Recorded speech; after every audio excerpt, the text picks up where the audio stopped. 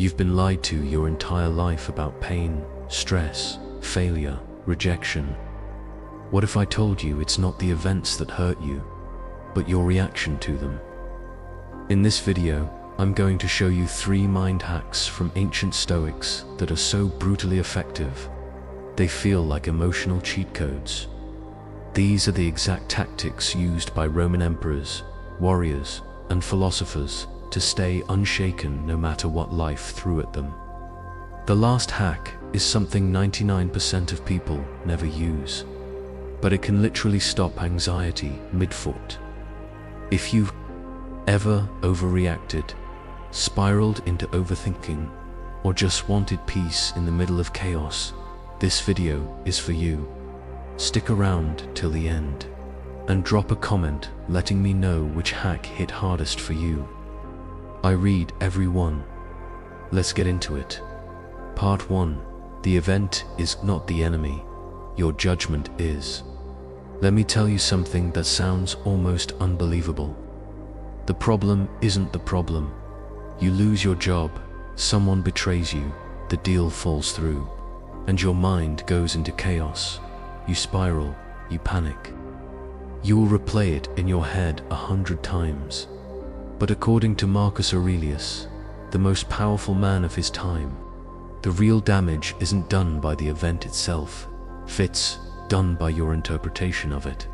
He wrote, "If you are distressed by anything external, the pain is not due to the thing itself, but to your estimate of it, and this you have the power to revoke at any moment." Let that sink in. That means the pain, the anxiety, the outrage, it doesn't come from reality. It comes from the meaning you attach to it. Someone says something rude to you, your brain turns it into a personal attack. You miss out on an opportunity, your brain turns it into failure. You feel physical discomfort, your brain turns it into suffering, but it's all optional. All of it. And once you realize that, you get your power back. Marcus wasn't saying, don't feel anything. He was saying, question your automatic reaction. Because the story you tell yourself, that's what hurts. Let me give you a quick example. 2 people lose their job on the same day. One sees it as a disaster, total failure, panic mode. The other sees it as a wake-up call, a fresh start, a clean break from a job they hated anyway. Same event, 2 totally different experiences. Why? Because judgment creates the experience, not the event. Now this isn't some think positive fluff. It's not about lying to yourself. It's about recognizing that you always have a choice in how you interpret what happens to you. And the Stoics were obsessed with this. Epictetus taught his students, it's not things that upset us, it's our opinions about things. They believed that every event comes with a hidden pause button. Between the stimulus and your reaction, there's a gap. And inside that gap is freedom. You don't have to get offended. You don't have to spiral. You don't have to give that event more power than it deserves. You can choose to observe it without judgment. You can choose to delay your emotional reaction. You can choose to treat it as neutral data, not a personal attack. It's hard, yes, but it's trainable.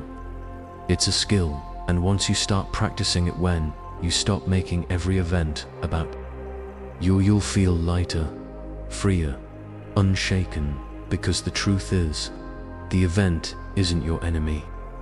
Your judgment is, and you're the one holding the pen. Part 2. Control the frame. Control the outcome. Here's something most people never realize. Whoever controls the frame, controls the reality. Let me explain. The frame is the lens. You choose to see a situation through. It's your perspective. And your perspective becomes your reality. Fast. 2 people walk into a challenge. One frames it as, this is too hard, I'm not ready. The other frames it as, this is training. This is how I get stronger. Same situation, different frame, totally different outcome. That's the hack right there. The Stoics mastered this.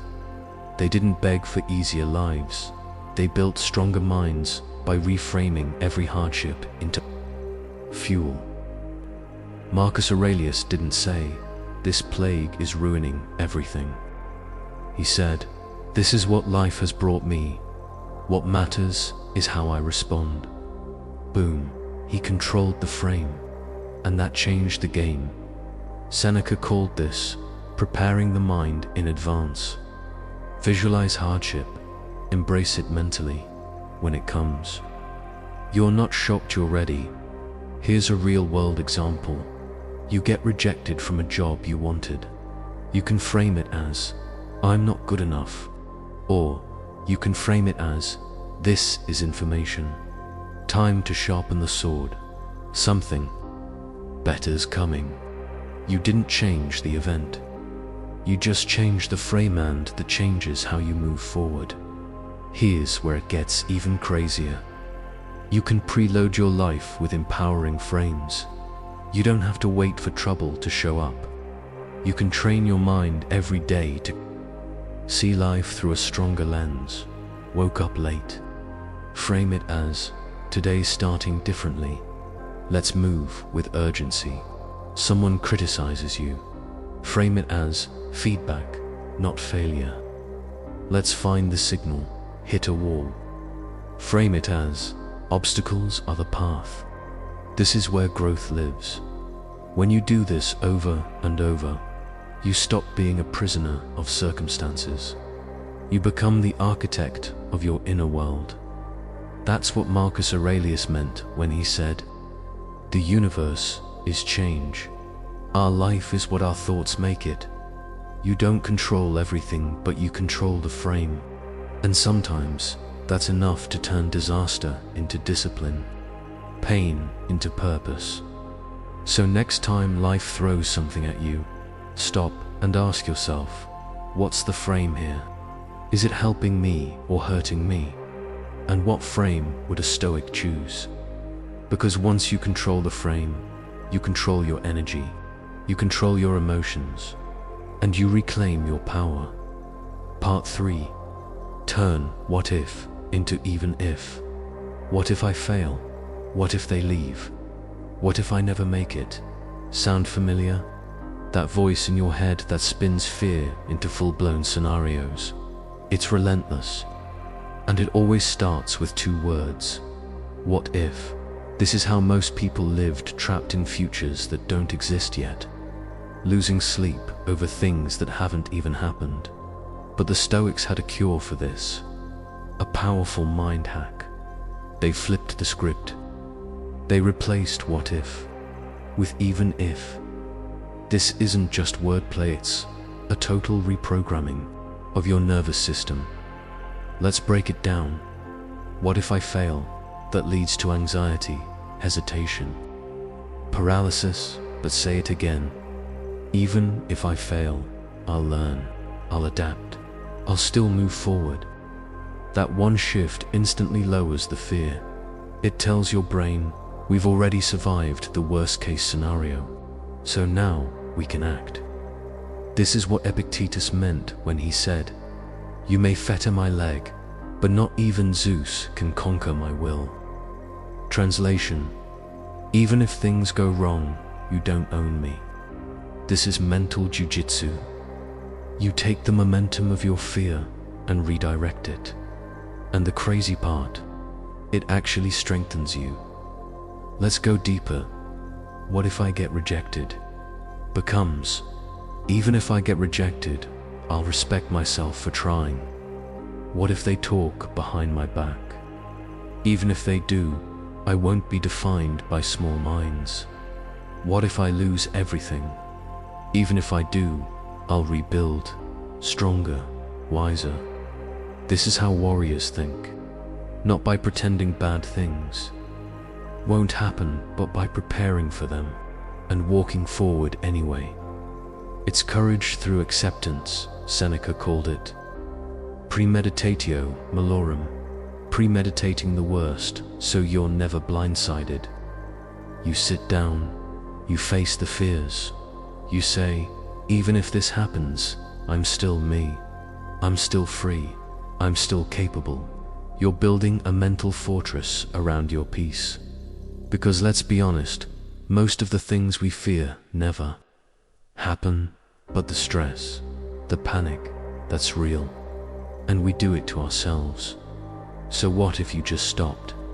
What if you trained your mind to say, yes, this might go wrong, but even if it does, I'm rounded. I will not fold.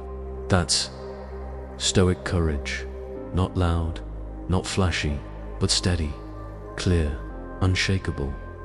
That's how you walk into storms and come out stronger.